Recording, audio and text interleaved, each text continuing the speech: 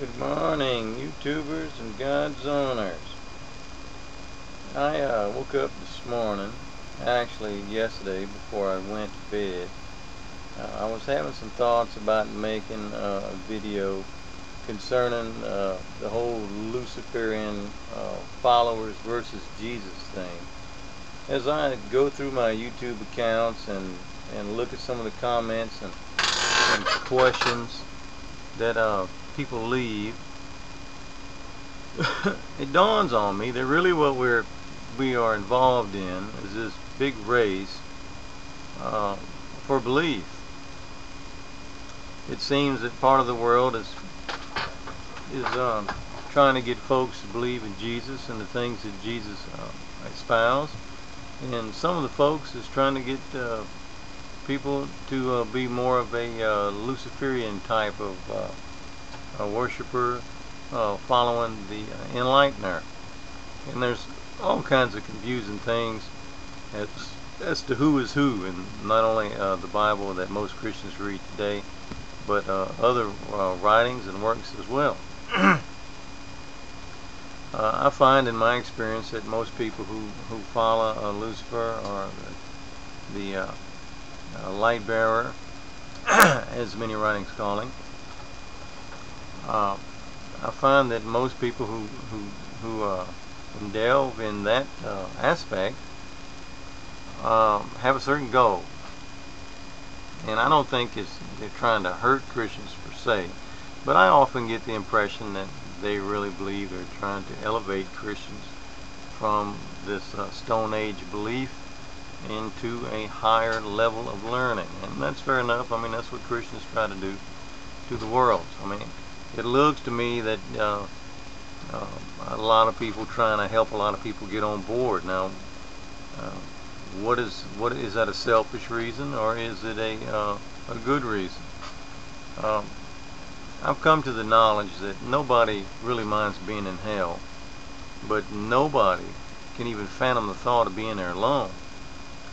So it's like people have the natural need to convert others unto their way of thinking, for if no other reason, just so they won't be alone in their way of thinking.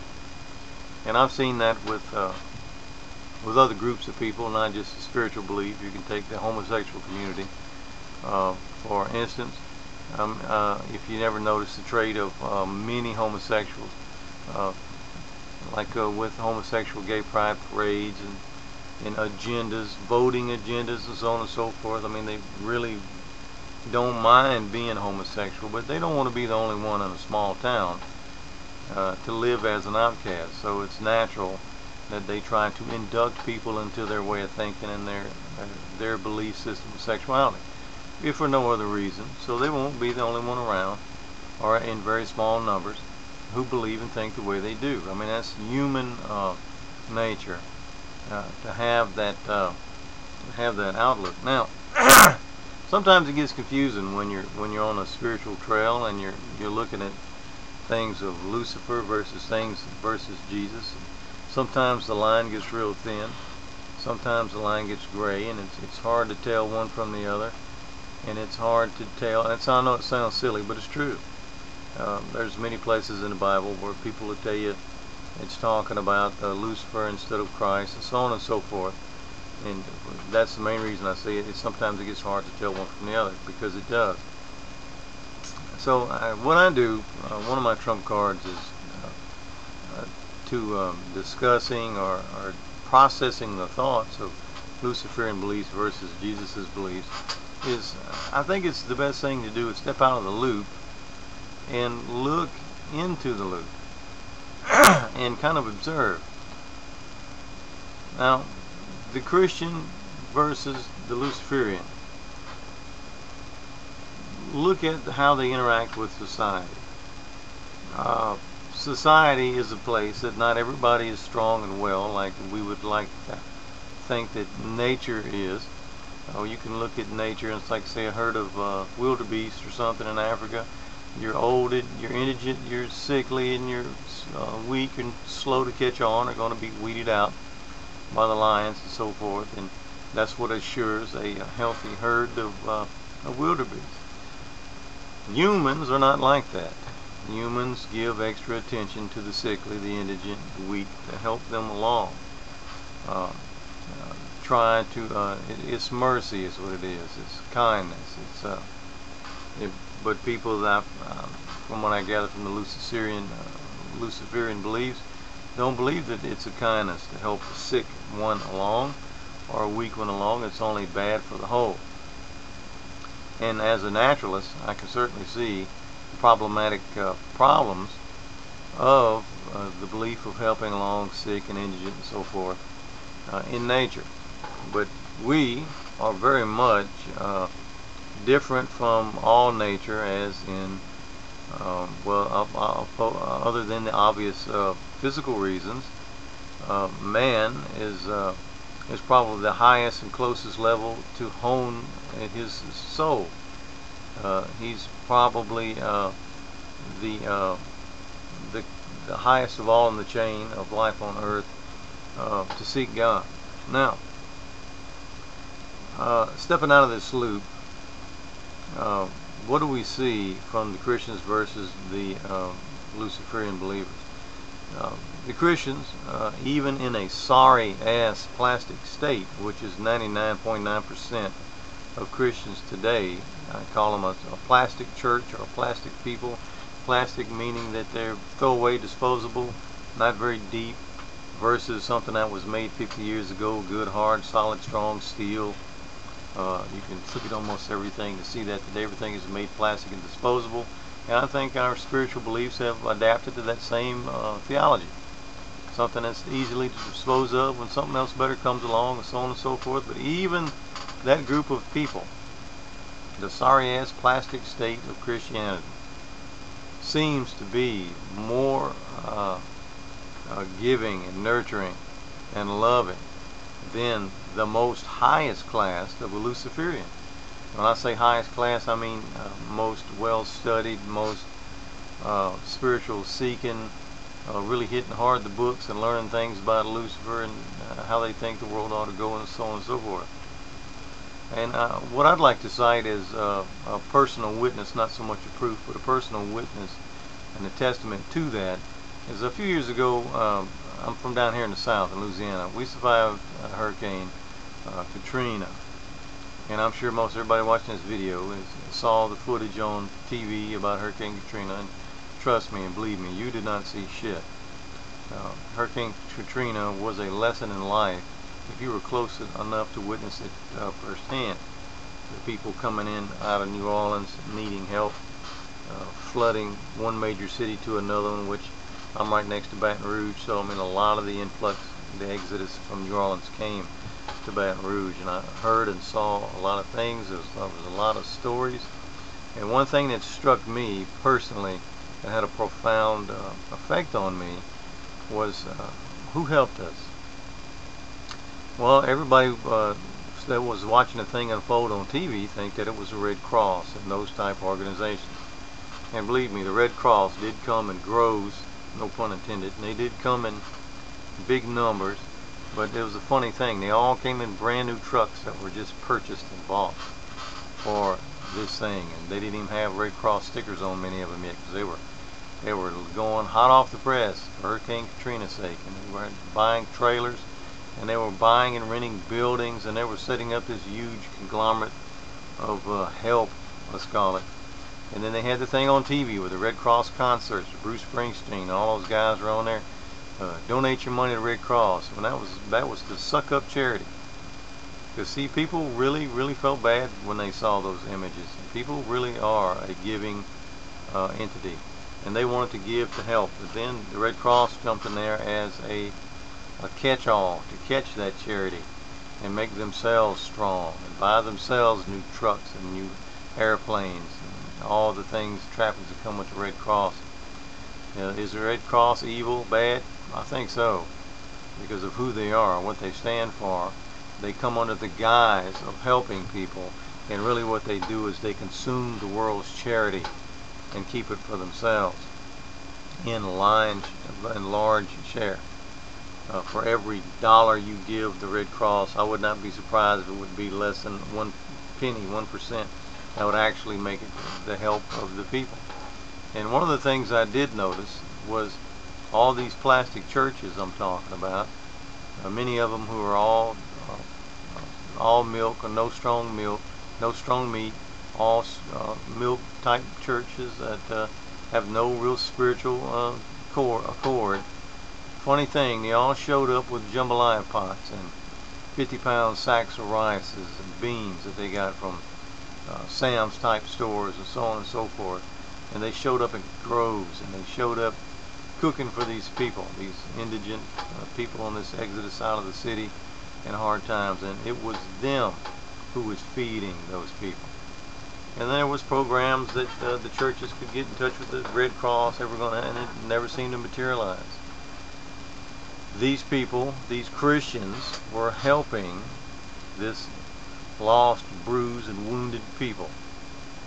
And as I looked around, I did not see one Church of Satan, one Luciferian, one person that's involved in that enlightenment movement. They just weren't there. They didn't have concern or compassion to help along indigent and the broken. And to me, that's a big thing. To me, that tells me what's at the heart of the Spirit. And the heart of the spirit of a Christian movement, even though it may be a plastic, hidden and covered over by Satan movement, it's still the very heart, the very center, still has the longing and desire to do Christ works, to do Christ-like things, and to help people. And is looking at it from the aspect of humanity. What can be more important than that? How many missionaries schools of the Church of Satan do we see in going to war-torn nations in helping people? I mean, there may be some, correct me if I'm wrong. You can look on the internet or try to find the Church of Satan's outreach programs where they try to make humanity a better place. And I may be surprised, and I will acknowledge it and be more than happy to read about such a thing. But as far as me personally, when Katrina happened, I'm telling you what I saw. And the people that was helping this broken and lost, bruised people, battered as they were Christian churches. And they were setting up those jambalaya and gumbo pots all over the area. And it was cheap food, mostly jambalaya, which is rice, and so on and so forth. And spaghetti laya, which is like jambalaya made out of spaghetti. Anything that you could get was cheap, that you could cook in mass and feed a large number of people. The churches were doing it. And on the other hand, people like the Red Cross, who had their plates, lunches, which was at the cost of people, I'm sure, over 20 to 50 bucks a pop, really wasn't reaching that many people per se. And that was like a hidden little secret that was going on back at the time. The Red Cross, they would buy up these huge buildings, and there'd be 50 trucks out there worth a couple of million, well, I'm not going to say a couple of million, but probably $500,000 each. These kind of like ambulances is what they are, brand spanking new, ride around, really basically doing nothing. So it's something to think about is, what's the actions of a people when they get inducted into a belief system. And though it's fun to learn about Luciferian things and Lucifer and the light bringer and so on and so forth, and it's fun to get educated on all these old ancient mysteries and learn what these things mean about what's written on these walls of these pyramids and Nibiru and all these interesting things that I think a Christian should know about. It conforms you in a way. And my point is you, without Jesus Christ, you'll be conformed right into a Luciferian, and you will have that distance of compassion within you that you see so many have today on the net, espousing the benefits of the bringer of life. Whereas in the sorry state of a Christian, at least there's mercy. Even if he's faking it, there's mercy. It comes to mind of somebody like Jimmy Swaggart Ministries. They raise all this money for these little colleges and things in places like Africa. And then when you go there, there's these little cinder block buildings where people go to get inoculated that, the church has paid $8 million for. Well, hell, one man could have went over there with $5,000 and accomplished what they did for $8 million. And that's true with most any plastic church you see today. But it's still, you got a cinder block building there, and people are getting inoculated, So I mean, even when it's dirty and when it's covered up by man's own lust and greed, it's still, there's the act of compassion. Whereas I don't really see that in the church of Satanism or those types of things. Anyway, I just wanted to share those thoughts about, and that's one of my trump cards, is always not so much to look at the words, because the words are easily crafted, but always look at the actions. Look at the outcome of things. And I'm sure there's a lot of people ready to cite, and their minds just not click. Well, what about all the wars that Christians started, blah, blah, blah. And, you know, man, what you think of as a Christian today isn't that 99.9% of Christians today. We were fed to believe what a Christian was. And you can see that on the idiots, big tall-haired Christian preachers, crying, sobbing wives like Jim and Tammy Faye Baker always like to use as a likeness, but there's many of them, hundreds of them, just like them on TV, because you're being fed that that's what Christianity is, and that's a lie. True Christianity is not that. But even that is better off than being a Luciferian. You're a lot smarter as a Luciferian, but you know you can't do much with smarts in the after this life state. Smarts ain't going to do much for you there. Like I said before, God could make computers if He wanted. You know, if He was looking for smarts. God's looking for faithfulness. God's looking for obedience. As any team. Think back when you used to play football in high school. That's for any team, man. There has to be obedience. There's got to be a quarterback. There's got to be a coach, and there's got to be the other guys to do their part. Everybody's got to play their part. And without obedience to the higher up, you can't make the team go forth. And that's how it is with any team and any type of game, whether it's a game or life. There has to be order. So anyway, I just wanted to share a few thoughts with you. This video got a little long, so I'm going to go ahead and end it now. And that's what I wanted to say to you good folks at the God Zone and on YouTube. And so long, people of Earth.